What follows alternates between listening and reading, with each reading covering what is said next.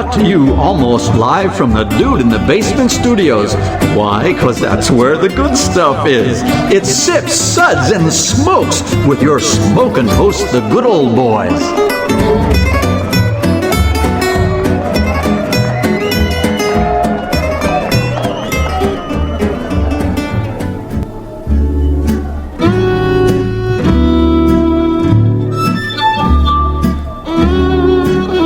Hey man, got a light?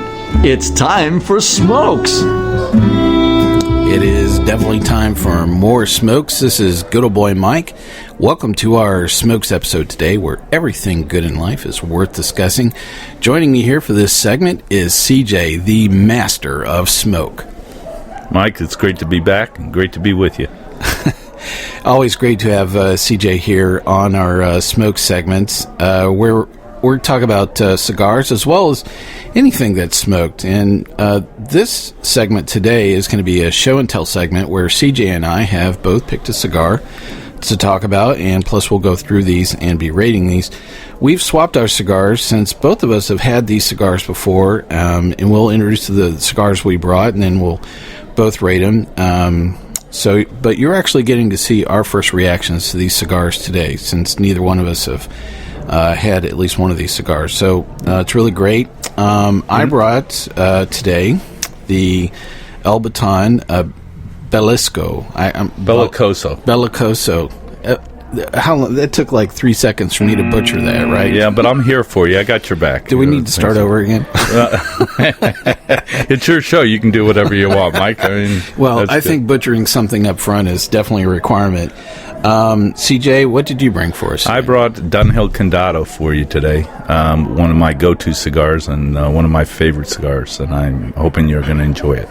Well, I look forward to talking about both these cigars today on our show and tell series. So, CJ, you're going to get the honors of going over our smokes ratings for today for our listeners. Well, I'm excited about doing that because it's some of the most unique ratings, as I've said before on your show, that I've ever seen. Also, Mike, you didn't mention, and I'd like to mention because you're in my hometown here. That's right. In Venice, Florida, on a road trip down here with beautiful weather. It's about 65 degrees. No clouds in the sky, beautiful blue sky. Sitting in one of my most favorite places to go, where I go for lunch, is the cigar room here in Venice. Very comfortable. We're on a couple couches. Got some people in here with the proprietor, Joe Z. We call him Mr. Z, who's the owner. Been here for 17 years and been a great addition to the community and has done a lot for the community and given back to the community as well. So I encourage anybody, if you're down here, I'm doing a little plug for it because someday I have right of first refusal on this shop. So we're going to need the business. But to all the listeners out there, if you're down in Venice, Florida, there's a place to come, enjoy a cigar, and enjoy the community. So thanks for that little plug there, Mike. Yeah, you bet. Really great to be here at the Cigar Room in Venice, and always a real pleasure to get to sit down in a place that actually sells some of the products that we are getting to talk about as well. And actually, both of these cigars you can purchase at the Cigar Room, as well as a lot of cigar shops, which is one of the things we always like to stick with. Is I like to talk about products that people can actually find and enjoy. So let's go through our smokes ratings. So I get to do the ratings now. Yeah, that's right, absolutely. So we have 3 ratings here, 1, 2, and 3, 1 being not the best and 3 being the best. The first one, number 1, our rating is "This sucked even before it was lit." That's not me coughing, but on the cigar that I'm smoking, but thanks for the sound bite. Our second rating is "Do you really have to light this 3 times?"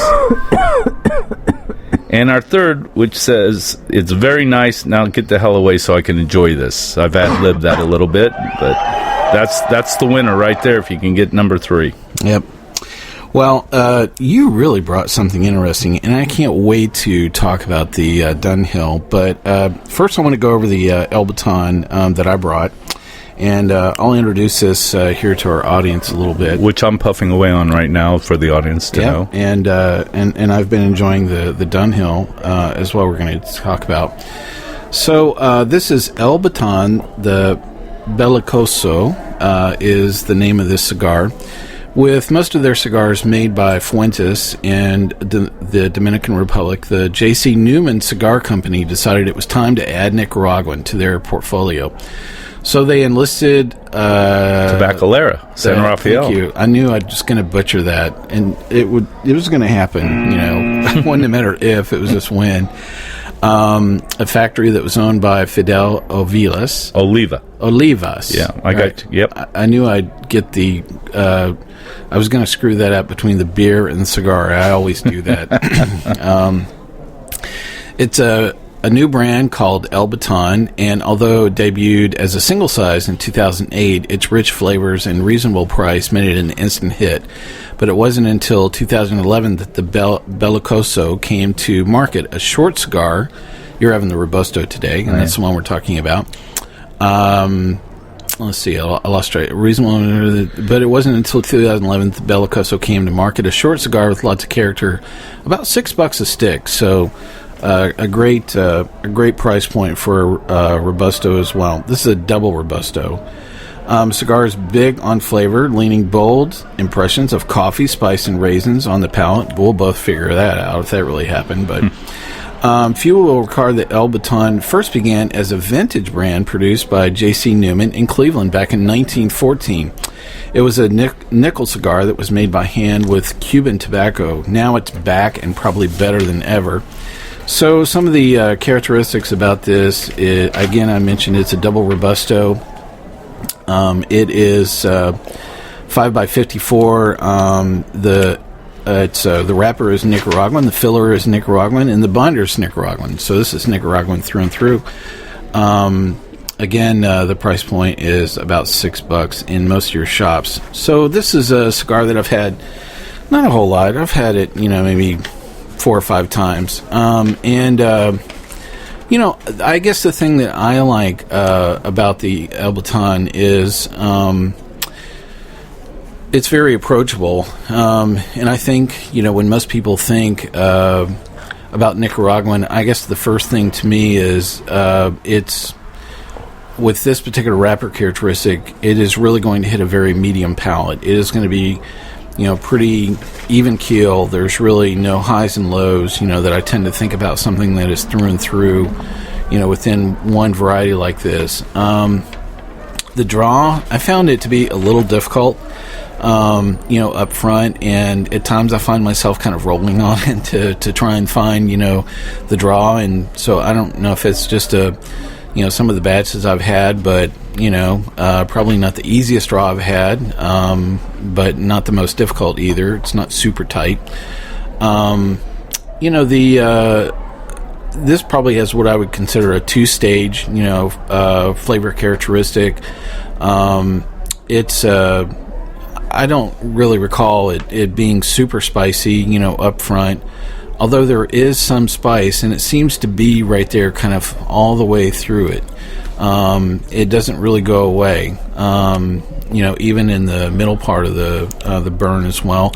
The burn characteristics, I would say pretty average, for this. You're not going to get a 2-inch, ash, off a El Baton, but, it's going to stay there, for a good inch. Still quite an amazing cigar.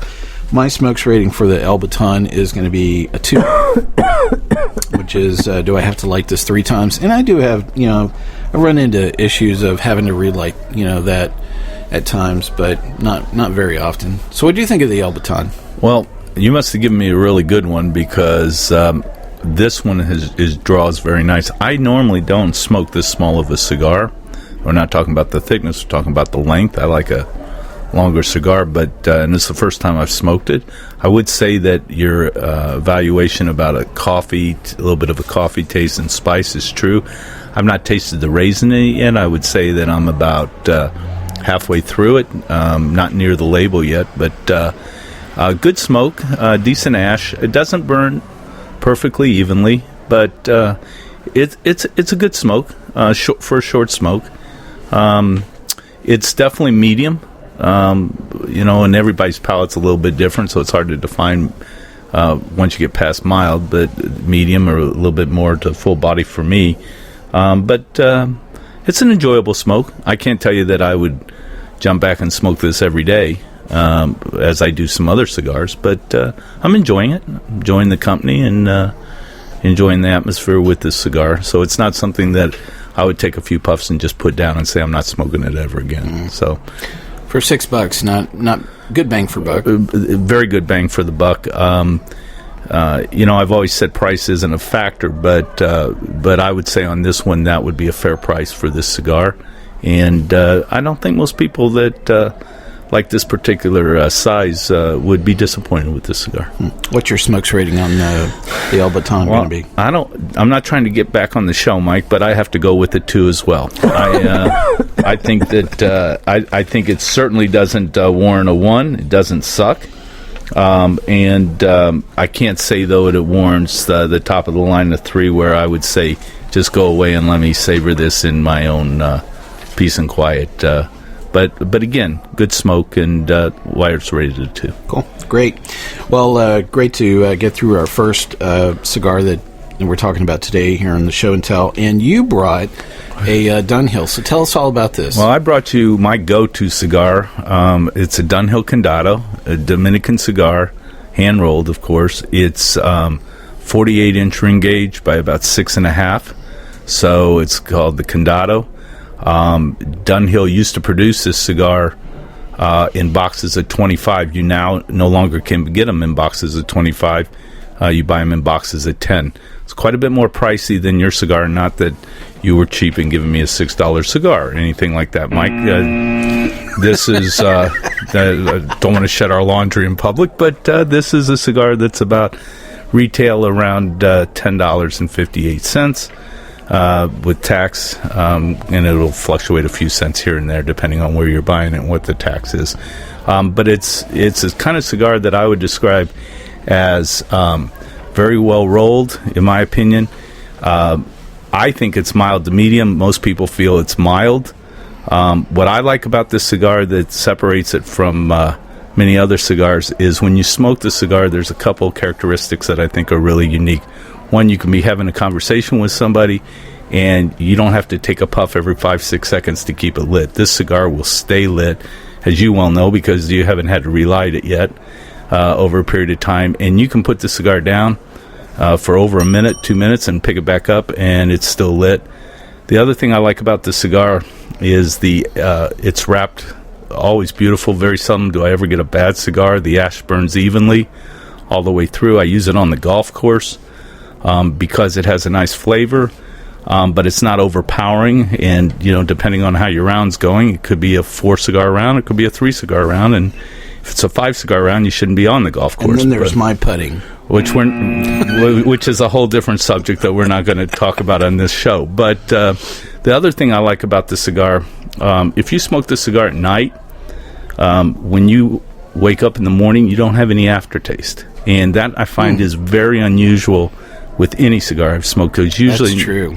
No matter what kind of mints or breath or mouthwash or you're brushing your teeth in the morning, sometimes you wake up and you get a bit of an aftertaste from the cigar that you smoked the night before. I've never had that, and most of the people I've given the cigar to say the same thing. Huh. So that's kind of unique about that cigar. Again, it's a little pricey, but I find it a very, very good cigar.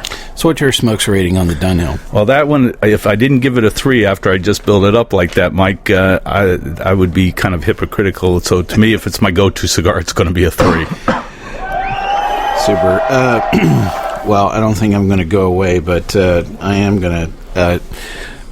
it was really great, to enjoy the Dunhill you brought today. It was really awesome. And I always... It's great to see what some people, pick out, to share with other folks. And I had a couple of choices, and that I was going to see what you thought, and that's interesting. I enjoyed, your comments about the El Baton.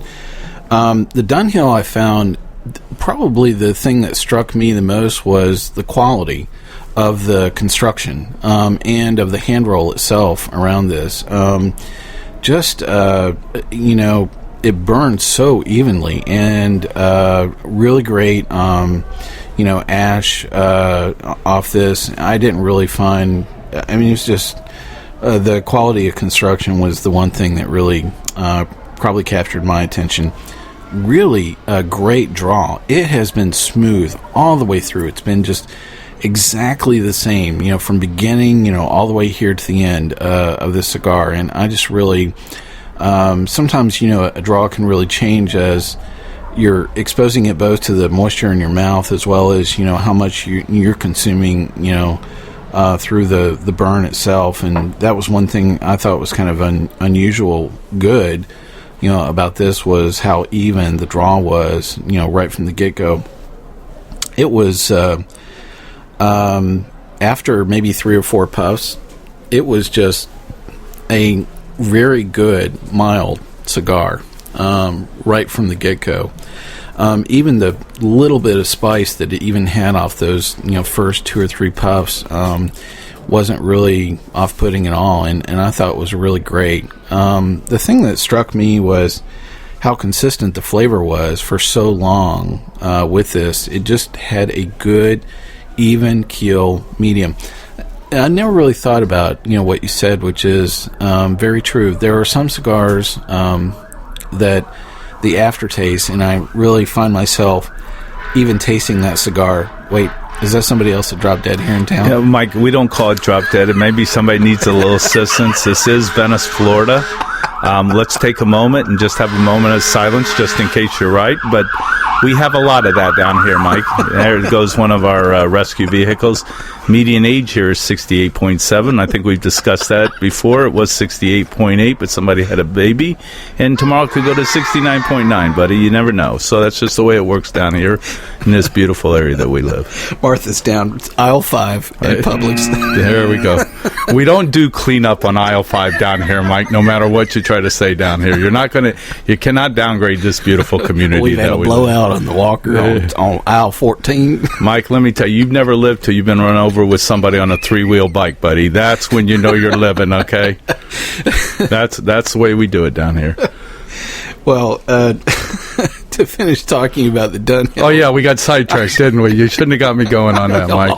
I don't know where we went with this. We were on cigars. I remember Obama, that. There we were. No, we were not. We're not doing the political thing in the cigar room with Mr. Z, because then I have to go back to work because it's always one-sided. But go ahead. Well, the other things that I enjoyed about the Dunhill were, that I was talking a little bit about the consistent flavor, all the way through. And I really thought I was going to just enjoy the same flavor profile all the way through. And about the last third, the spice just came right back in, to the flavor. And not to the point that it was turning at all. I thought that, I was like, where did just the mild piece, where was it all that time, huh? Yeah, where did that go away? So I would probably describe this as a 2-stage, flavor profile. I mean, it's just right from the get-go, very mild, and really stayed right there. And, maybe the last third might enter just a hint of some spice and pepper around it, but not enough that just you would go, this is vastly different, or just thinking that it's completely turned, because that's not the case. The other thing you described was just how well this stayed lit. I've not just been huffing and puffing on this thing. I've sat it down so many times, I'm like, the thing's going to go out. And it hasn't. And you said that you like to have this one even when you're in your car, right? Right. I smoke this cigar in my car. It's cigar friendly. Everything I do is cigar friendly. But this is a great smoke in the car as well as on the golf course. The car, the nice thing about it, it's not overpowering in the car. You crack the window a little bit. And you just got a nice flavor and a nice smoke. And because it stays lit and it's so well constructed, it's not something where you're trying to drive and light the cigar and cause any danger. So a lot of people don't smoke in their car. I happen to smoke in my car. The other thing is the smell does not linger. Many people get in my car and go, I know you got a humidor in your car and I know you smoke in your car, but I don't smell any smoke. I don't smell any, I don't residual. think you would with this. No, I just didn't linger around that way. No, and very frankly, when I'm walking around and I'm smoking that cigar, I get many people, even if they're not cigar smokers, and I'm not talking about the naysayers of the world, and we know who all those are, but people that are not cigar smokers enjoy the fragrance of the smoke, And I've had people compliment and say, "Wow, that smells good. Reminds me of my grandfather. Reminds me of this." When you get those kind of comments, that's good. And I've been smoking that cigar now for probably over 25 years. So it's pretty consistent. Well, a really great smoke, and thanks for bringing it. My smokes rating for the Dunhill is going to be a 3. Wow. Yeah, and pretty high praise, and not just because you brought it. I mean, it's a really great cigar. I would say that if people are looking for a super mild smoke, this would be a really go-to choice. Really, really great smoke. So the thing I found interesting, we were talking, was the fact that this was made in Cleveland. And the thing that keeps playing through my mind, the Belicoso, or the cigar I'm the other one, from Cleveland. How in the world does Cuban tobacco get into Cleveland? Well, if you go back into the days of yesteryear, you had cigar capitals of the world, so to speak, in the United States was Tampa, Florida, which is still very popular, and J.C. Newman has major presence, as well as their family. In fact, just a bit of history for the listeners, there's only one baseball stadium, to my knowledge, professional baseball stadium left in the country that has cigar smoking in the stadium. Many new stadiums have been funded, right? Yeah, but have been funded by the cigar tax or the cigarette tax. But the Tropicana Field where the Rays play, there's a cigar lounge in the stadium, indoors, and it also has an outdoor area and has a cigar bar, cigar lounge, big screen TVs, and you're sitting right there, and you're basically in center field looking out, and you can be watching the game, smoking a cigar. So that tells you the history of Tampa. But before then, or as well as then, Cleveland was a big cigar town, huge cigar town.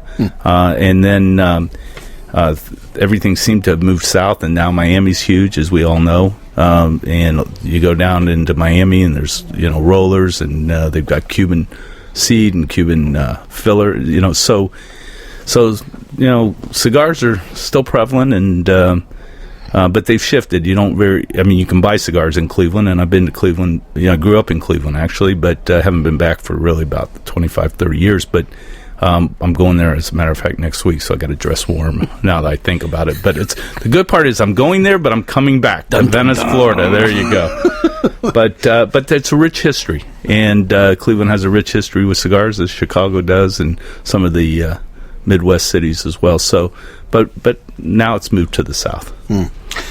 Well, that was definitely something that caught my attention when we were talking about the El Baton. Was how strange it would be to find Cuban tobacco that far north. I tend to think that most of the cigar industry that moved through both Miami as well as mostly through Tampa, it's like, how in the world would Cuban tobacco find its way? And maybe that's just a point of commerce that was flowing through basically that part of the Great Lakes region. That was just a natural part of saying, well, I've got all of these other products that are basically coming through the Great Lakes itself. Why not throw a couple of pallets of tobacco on there that don't weigh that much to begin with? Easy shipping, and again, rich history. I mean, cigars are all over the world, even back,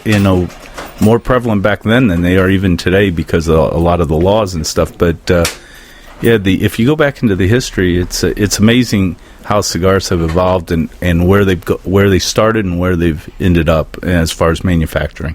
So it's pretty fascinating. Well, that whole spice thing there for a bit went away in the Dunhill, and I'm almost down to the band now, and I got to say that still lit too, huh? It is. It's still lit, and it's come right back around, and I'm really I'm digging it, man. Yeah. The thing that's I think is interesting too, and you mentioned it. If you're just getting into the cigar world, and you come into a cigar store like the Cigar Room here, and you talk to the proprietor like Mr. Z here, and you're talking about, hey, I just want to get into cigars, I want to try it. The worst thing I think you can do is get a full-bodied cigar and start with that. You need to grow your palate. It's kind of like fine booze and that type of deal. So it's always good to talk to somebody that knows. But to me, if you can afford it, I'd recommend, and there's other cigars for less money, but I would recommend starting with a cigar like a Dunhill Condado and trying your first cigar, and I think you kind of get spoiled with that. So there was a question I was going to ask you about this. So this is aged, and do you know anything about the aging characteristics? Did they hold it for 5 years or, a year? Or, well, back in the 90s when the cigar boom was really big, you couldn't even get this cigar because it was so popular, and they couldn't produce them fast enough, and their standards are so high that it was, I believe, aged 7 years. Wow. 7 years. That's a long time. Before it even got to the market. Wow. And then, of course, the demand, and I think they went down to 5 years, but still they really haven't compromised on that, which is, and it may be up to 7 now, I really don't know, because now you can get them, of course. But I remember that I couldn't get that cigar, and you'd have to wait. And, so that was a little painful back then. Mm. Well, really great smoke, and I'm really grateful that you brought that today. It was really fun to check that out. Well, hopefully you've enjoyed our entire show about this show and tell series with both these cigars, and I want to thank all of our listeners here on Sip, Suds, and Smokes. You can catch all of our episodes online on iTunes, SoundCloud, TuneIn, Stitcher, YouTube, Uncle John's Basement, and Spreaker, our native media host. Our terrestrial radio station hosts are always expanding, and if you'd like to hear this show on your favorite radio station, please send them a note. And I think also, let us know also if you've smoked these cigars and what your thoughts were as well. I think we'd be interested in hearing that, as I know I would, because everybody's palate's different. Send that to fan mail. There you go, CJ. Yeah. Mark it CJ like I'm going to get it. Okay. Oh, I probably have a mute button on there or something. Well, I always enjoy reading all of our comments online. You can send us an email anytime at info@sipsudsandsmokes.com. Our daily product reviews flow out on Twitter every single day. At SipSudSmoke is our handle on Twitter. Our Facebook page is always buzzing with lots of news. Do us a favor and take the time to rate this episode if you're listening to us online. That's a big help to us. We get to see your feedback as well. And I would say again, Mike, this is a great show. It's been a pleasure to be on. Great to have you down in this Venice community, barring the ambulances and sirens that go on. But if you get a chance and you're down here again, I would tell you come into the cigar room where we're doing this show. It's a very comfortable atmosphere. It's a good way to learn about cigars. Selection is great. It sounds like I'm really promoting this because I own it, but I do have right of first refusal someday, so I'm looking for an exit strategy on what I really do for a living. So, yeah, maybe I am promoting it. Thanks, Mike, for that little moment there. It felt good. Well, again, thanks to all of our listeners, and thanks to CJ for joining us for this episode. This is good old boy Mike, and I'm going to ask you to keep on sipping.